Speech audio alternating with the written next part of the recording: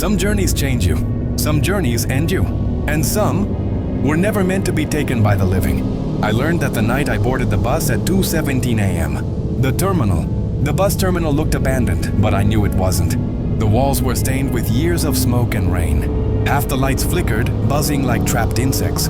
A large clock hung above the entrance, its second hand jerking forward unevenly, as if time itself was limping.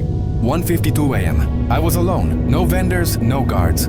No sound except the wind pushing old papers across the floor. I walked to the ticket counter.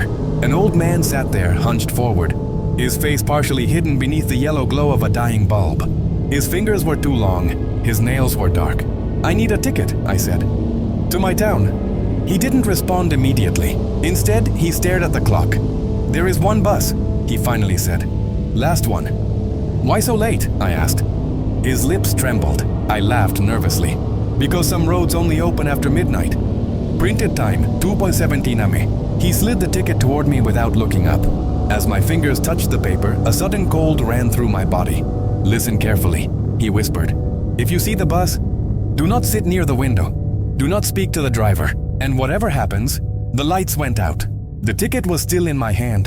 When they came back, the counter was empty. At exactly 2:17 a.m., the sound of an engine echoed from the darkness beyond the terminal. Slow, heavy, unnatural, the bus emerged like a shadow taking shape. Its headlights barely illuminated the ground. The paint was peeling, revealing metal beneath that looked scratched. The windows were black, as if something inside was absorbing the light. No number, no destination. The doors opened with a scream of rust. I hesitated. Every instinct told me to run. But the terminal behind me was suddenly dark again. Empty, gone. I stepped inside. The air was cold and damp, smelling of soil and old cloth. The seats were torn, foam exposed like rotting flesh. There were 12 passengers, all seated upright, all facing forward, all silent. Their clothes looked outdated, some from decades ago. One man wore a suit from the 80s. A woman clutched a handbag so tightly her fingers had sunk into the leather. No one acknowledged me. I sat down, avoiding the window. As the doors closed, the driver spoke for the first time. "Tickets are not refundable." His voice sounded like it was coming from the bottom of a well. The bus began to move. At first, the road was familiar. Streetlights, buildings, a distant dog barking. Then the lights disappeared. The road narrowed. Trees appeared on both sides, tall and bent inward. Their branches tangled like fingers trying to grab the bus. My phone vibrated. No service. Battery 100%, 3% dead. I hadn't even been using it. The man across the aisle suddenly whispered, "Time behaves differently here." I looked at him. His eyes were bloodshot, his face pale. "What do you mean?" I asked. He swallowed. "This bus doesn't travel distance," he said. "It travels states." Before I could ask more, the bus stopped. A sign stood crooked beside the road. "Stop 1. Regret." The doors opened. A woman began to cry softly. "I shouldn't have left," she whispered. "I just wanted to go home." She stood up, her legs shaking, and walked off the bus. The moment she stepped down, the ground beneath her opened like smoke. She was gone. The doors closed. No one reacted.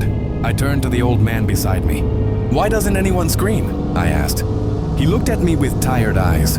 "Because screaming means you still believe someone is listening." "How many stops are there?" I whispered. He leaned closer. "As many as it takes." A teenage boy stood up, tears running down his face. "I didn't mean to," he cried. "It was an accident." He stepped off. Gone. The air inside the bus grew colder. Frost began forming on the windows, except there were no reflections. Not even mine. Couldn't take it anymore. I walked toward the front. The driver's back was stiff, unnatural. His hands gripped the steering wheel too tightly, fingers stretched too long. "Who are you?" I demanded. He slowly turned his head. There was no face, just a swirling darkness, deeper than night. "I am the conductor," the voice said. "I take souls that missed their final chance." "I'm alive," I shouted. "I shouldn't be here."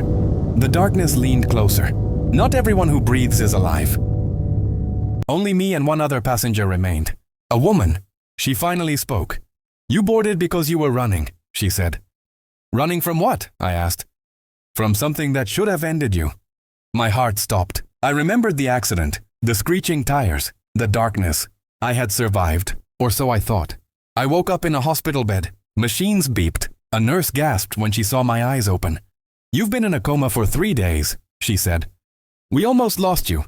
My throat was dry. Was I on a bus? I whispered. She froze. How did you know? She asked. My heart pounded. There was an old man who died here last year, she continued slowly.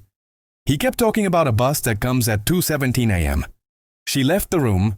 Something fell from my hand. A bus ticket. Faded. Burned around the edges. Still readable. Final stop. Sometimes, when machines hum late at night, I swear I hear an engine.